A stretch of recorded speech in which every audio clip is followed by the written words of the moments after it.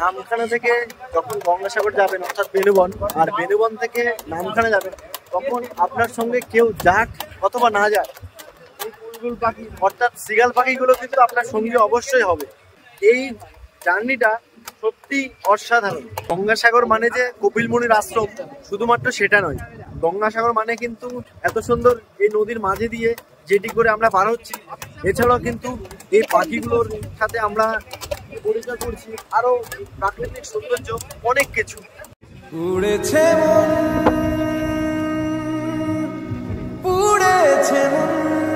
তোমরা যদি কচুবেড়িয়া থেকে যাও তাহলে কিন্তু তোমাদের যেতে হবে ভেসেলে করে, সেটা তোমাদের দাঁড়িয়ে দাঁড়িয়ে যেতে হচ্ছে।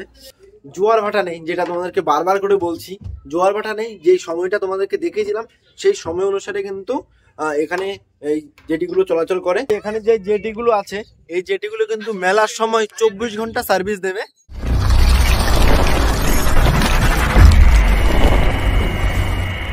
শুভ সকাল সবাইকে, কেমন আছো তোমরা? আশা করবো খুব ভালো আছো, সুস্থ আছো। আজকের এই ভিডিওতে তোমাদেরকে বা আপনাদের সবাইকে দেখিয়ে দিতে চলেছি কিভাবে গঙ্গাসাগর থেকে চলে যাবেন কলকাতা। তাহলে চলুন ভিডিওর সাথে থাকুন, সম্পূর্ণ ভিডিওটা দেখুন, কিভাবে যাবেন, কি কি পরিষেবা রয়েছে, চলুন কতই বা খরচ, কত সময় লাগছে, একদম কম খরচে কম সময়তে কোথায় দিয়ে যাবেন, তাহলে সেটাই দেখিয়ে দিচ্ছি এই ভিডিওতে। সামনেই কিন্তু হলো ভারত সেবাশ্রম সংঘ। সকালবেলা কিছু খাওয়ার জন্য চলে আসলাম একদম ভারত সেবাশ্রম সংঘের অপোজিট সাইডে। এখানে কিন্তু তোমরা পেঠাই পরোটা পেয়ে যাবে।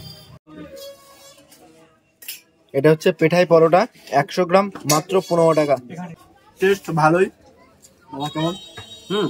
ভালো ভালো, তোমরা খেতে পারো সকালবেলায় হালকা খাবার। চলে আসলাম মেন রোডে, আর মেন রোড বরাবর কিন্তু আমরা হেঁটে চলেছি অটোর উদ্দেশ্যে। চাইলে কিন্তু তোমরা টোটো করে যেতে পারো। তোমাদেরকে টোটোর প্রাইসটা একটু জানিয়ে দেবো, মাত্র 60 টাকা। আর তোমরা যদি কেউ রিজার্ভ করো, মানে শেয়ারিং এ গেলে 60 টাকা, আর যদি রিজার্ভ করে যাও তাহলে কিন্তু 300 টাকা। আমরা যাব অটো করে। অটো কিন্তু বাস স্ট্যান্ডের ওখানে, অর্থাৎ আমাদের 600-700 মিটার হেঁটে যেতে হচ্ছে। সামনে কিন্তু আমরা হেঁটে যাচ্ছি। হেঁটে যেতেই কিন্তু তোমরা এখানে অনেক হোটেল দেখতে পাবে। এখানে আসলে একটা জিনিস তোমরা অবশ্যই টেস্ট করো বা বাড়ি নিয়ে যাওয়ার চেষ্টা করো, সেটা হলো খেজুরের গুড় আর খেজুরের রস। অবশ্যই এই জিনিসটা তোমরা টেস্ট করো আর নিয়ে যাওয়ার চেষ্টা করো। চলে আসলাম বাস স্ট্যান্ডে। এখান থেকে কিন্তু তোমরা চাইলে কচুবেড়িয়াও যেতে পারো, আর আমরা কিন্তু যাচ্ছি বেনুবন। এই যে আমাদের অটো, এটা কিন্তু তোমরা যদি রিজার্ভ করো তাহলে কিন্তু 350 টাকা, আর যদি শেয়ারিং ভাবে যাও তাহলে কিন্তু 60 টাকার বিনিময়ে তোমরা পৌঁছে যেতে পারো।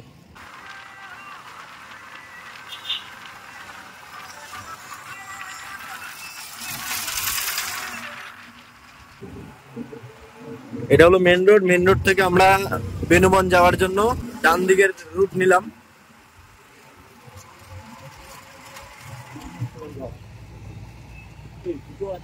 অটো করে মাত্র 30 মিনিটের মধ্যে কিন্তু আমরা পৌঁছে গেছি বেনুবন ঘাট।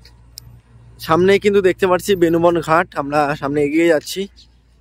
আর এখানে দেখতে পাচ্ছি বেনুবন থেকে গঙ্গাসাগর সর্বাধিক 5 জন 520 টাকা। আর বেনুবন থেকে গঙ্গাসাগর এটা হলো টোটো 60 টাকা সমস্ত। এটা হলো রিজার্ভ, আপ অ্যান্ড ডাউন সব কিছুই কিন্তু এখানে আর রয়েছে, আমরা দেখতে পাচ্ছি। বেনুবন গঙ্গাসাগর মারুতিও কিন্তু রেট দেওয়া আছে, এগুলো একটু তোমরা দেখে নাও। আর এখানে কিন্তু পরিষেবার জন্য অনেক ম্যাজিক, টোটো, অটো অনেক কিছু কিন্তু তোমরা পেয়ে যাবে এখানে, দেখতে পাচ্ছি আমরা। আচ্ছা, তোমরা যারা বেনুবন থেকে নামখানা যেতে চাও সেই তালিকাটা আমরা দেখিয়ে দেবো তোমাদেরকে। সামনে কিন্তু তালিকাটা দেওয়াই আছে। এখানে আমরা দেখতে পাচ্ছি সকাল 5:45 থেকে কিন্তু পরিষেবা শুরু হচ্ছে। এটা কিন্তু বেনুবন থেকে। এবার নামখানা থেকে যদি দেখি, নামখানা থেকে কিন্তু সময় 4টা কিন্তু এখানে দেওয়া আছে।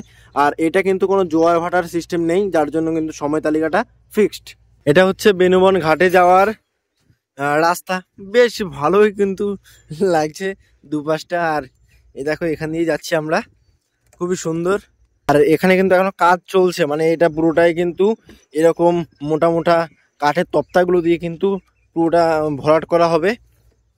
বেনুবন থেকে যখন নামখানা যাবে, এতে কিন্তু তোমাদের ভাড়া নেবে 40 টাকা মাথা পিছু। এই লঞ্চে তো উঠলাম, এবার তোমাদেরকে আরো কিছু জানিয়ে দেবো। তোমরা যদি কচুবেড়িয়া থেকে যাও তাহলে কিন্তু তোমাদের যেতে হবে ভেসেলে করে, সেটা তোমাদের দাঁড়িয়ে দাঁড়িয়ে যেতে হচ্ছে। এখানে হয়তো রেটটা একটু বেশি, মাত্র 40 টাকা, ওখানে কিন্তু 9 টাকা। এখানে 40 টাকা হলেও কিন্তু তোমরা খুব সুন্দরভাবে বসে যেতে পারছো, তোমাদের রোদ লাগবে না, কিছুই না।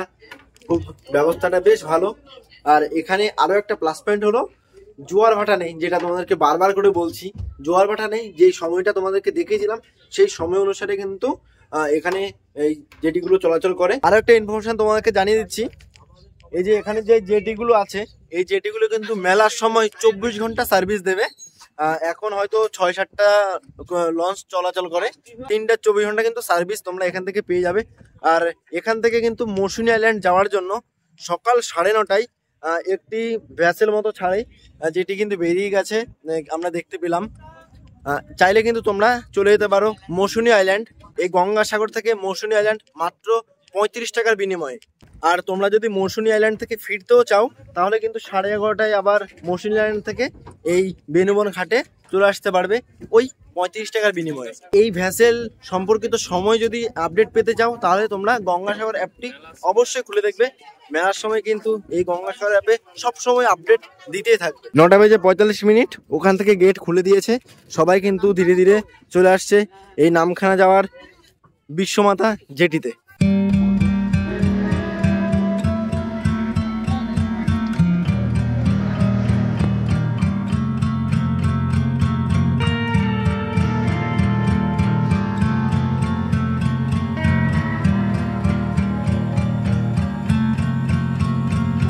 আর কয়েকদিন পরেই কিন্তু গঙ্গাসাগরে মেলা, নদী থেকে কিন্তু বালিগুলো তুলে পাড় বাজাচ্ছে খুব সুন্দর ভাবে।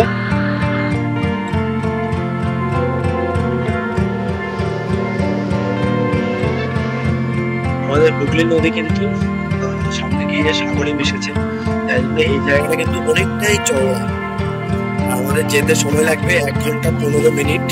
এখন যেহেতু একটা জোয়ার আছে তাই 1 ঘন্টার মধ্যে আমরা পৌঁছে যেতে পারি। আমরা এখন হুগলি নদী দিয়ে পারাপার করছি। এই দূরে যে দ্বীপটা দেখতে পাচ্ছ এটা হলো মৌসুনী দ্বীপ, আর মৌসুনী আইল্যান্ডটা ঠিক এই দিকে। এই যে দ্বীপটা দেখতে পাচ্ছ এটা তো মৌসুনী দ্বীপ, আর এটা হলো কাঁকড়ামারি ফরেস্ট।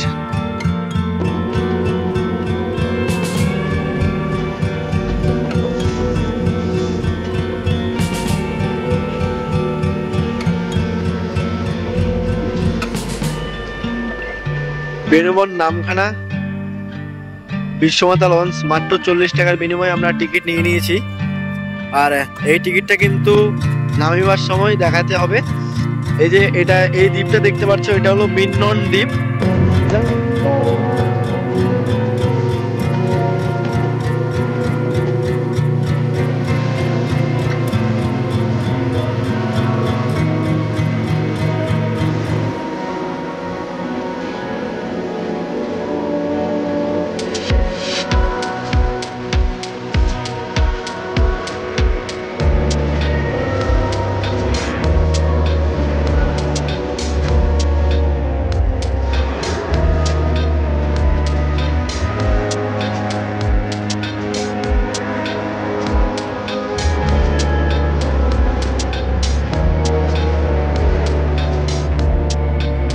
এই যে গুলগুল পাখিগুলো দেখতে পাচ্ছ, আমাদের এই জেটির সর্বোচ্চ গতি 15 থেকে 20। এর মানে বোঝা যায় এই পাখিগুলোর গতিও কিন্তু 25 থেকে 28 কিলোমিটার প্রতি ঘন্টায়।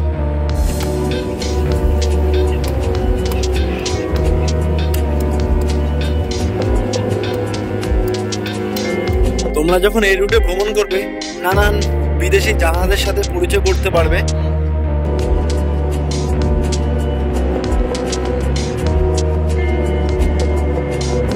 আমরা হুগলি নদী থেকে এখন হাতানিয়া দোয়ানিয়া নদীর উপরে আছি। সামনে এই যে ব্রিজ দেখতে পাচ্ছ অর্থাৎ নামখানা ব্রিজ, আমাদের এই জেটি নামখানা ব্রিজের নিচেই কিন্তু জেটি ঘাট, ওই অবধি যাবে। তারপর ওখান থেকে আমরা স্টেশনে চলে যাবো।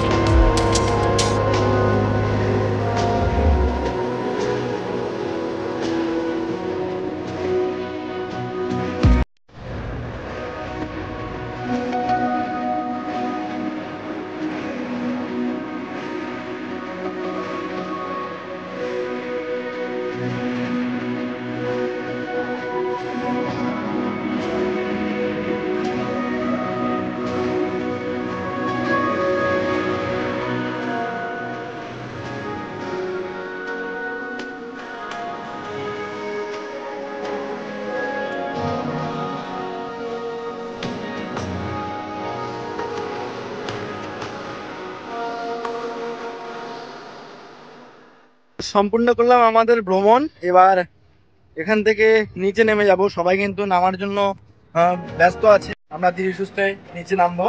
আর টিকিটটা অবশ্যই তোমাদের হাতে রেখে দেবে, কারণ নামার সময় তোমাদের টিকিটটা চেক করবে। এটা হলো নামখানা জেটি ঘাট। এবার এই নামখানা জেটি ঘাট থেকে আমরা বাইরে বেরোবো, বাইরে বেরিয়ে অটো বা টোটো সাহায্যে স্টেশনে চলে যাব। আর দেখবো বা তোমাদেরকে দেখিয়ে দেবো কত ভাড়া নিচ্ছে। এখন বেরিয়ে যাচ্ছি, যাওয়ার পথে অবশ্যই তোমাদের টিকিটটা, এই যে টিকিট, যাওয়ার পথে অবশ্যই তোমাদের টিকিটটা দেখিয়ে তারপরে বেরোবে। আর নাহলে কিন্তু যদি টিকিটটা ফেলে দাও তাহলে নতুন করে কিন্তু আবার এখানে তোমাদের ফাইন দিতে হবে। এই ব্রিজটাকে রং করছে, কারণ আর কয়েকদিন পরে কিন্তু গঙ্গাসাগরের মেলা, আর তখন কিন্তু বেশ ভিড় জমবে। এই যে দেখো, এখানে কিন্তু আমরা মাছ দেখতে পাচ্ছি, এখানে অনেক মাছ ধরে নিয়ে চলে এসেছে। সবাই কিন্তু আবার লাইনে দাঁড়িয়ে পড়েছে যাওয়ার জন্য।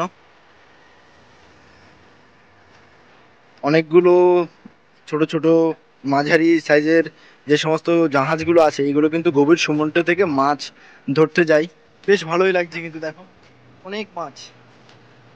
এই যে আমরা এখানে দেখতে পাচ্ছি লাল পাতা মাছ, বেশ বড় বড়।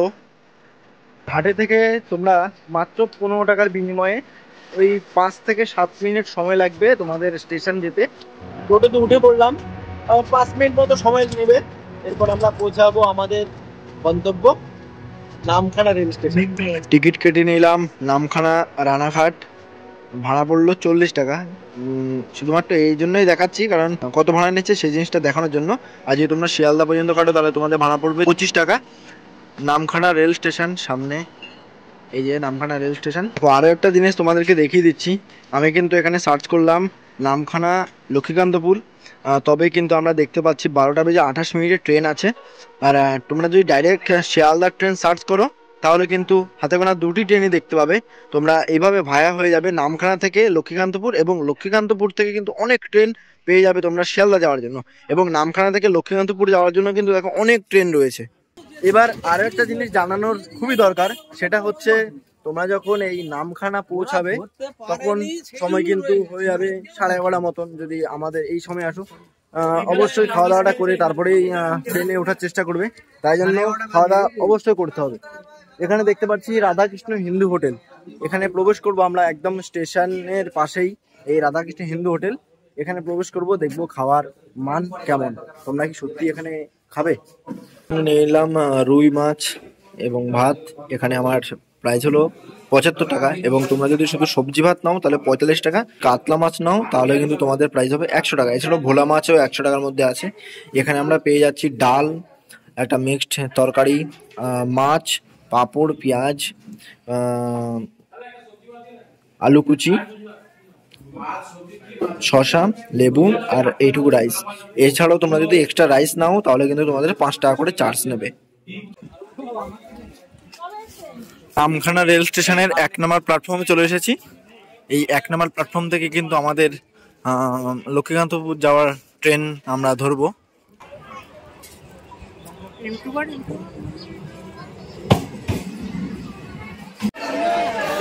ঘড়িতে সময় 12:28। নির্ধারিত সময়ের একদম সঠিক সময়ে আমরা বেরিয়ে পড়েছি নামখানা রেল স্টেশনের 1 নম্বর প্ল্যাটফর্ম থেকে।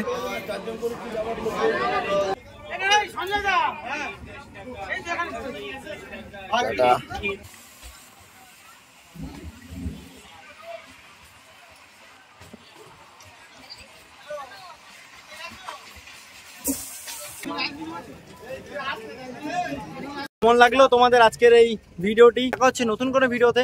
ভালো থাকবে, সুস্থ থাকবে। জয় হিন্দ।